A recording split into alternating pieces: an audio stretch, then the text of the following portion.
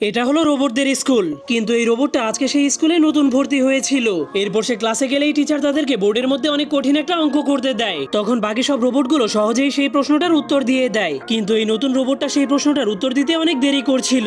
এরপর সে উত্তরটা দিলেই তার উত্তরটা ভুল হয়ে যায়, এজন্য তার মনটা অনেক খারাপ হয়ে যায়। এরপর পিটি করার সময় তাদের স্কুলে একটা খেলার আয়োজন করা হয়। তাদের খেলাটা হলো একটা ঝুড়ির মধ্যে দূর থেকে বল ফেলা। তখন সবগুলো রোবট সহজেই সেই খেলাটাতে জিতে যায়, কিন্তু সেই নতুন রোবটটা বলটাকে মারলে বলটা ঝুড়ির কাছেও পৌঁছাতে পারে না। এরপর তারা সবাই একটা দৌড় প্রতিযোগিতা করার জন্য রেডি হয়ে যায়, যেখানে জিততে হলে সবগুলো রোবটকে বালতি ভর্তি পানি নিয়ে সবার আগে ফিনিশ লাইনে পৌঁছাতে হবে। কিন্তু সেই নতুন রোবটটার স্পিড অনেক কম হওয়ার কারণে সে বালতির পানিগুলো নিয়ে নিচে পড়ে যায়। তার আজকের দিনটা এত খারাপ হওয়ার কারণে সে অনেক মন খারাপ করে বসে বসে বল মারার প্র্যাকটিস করছিল।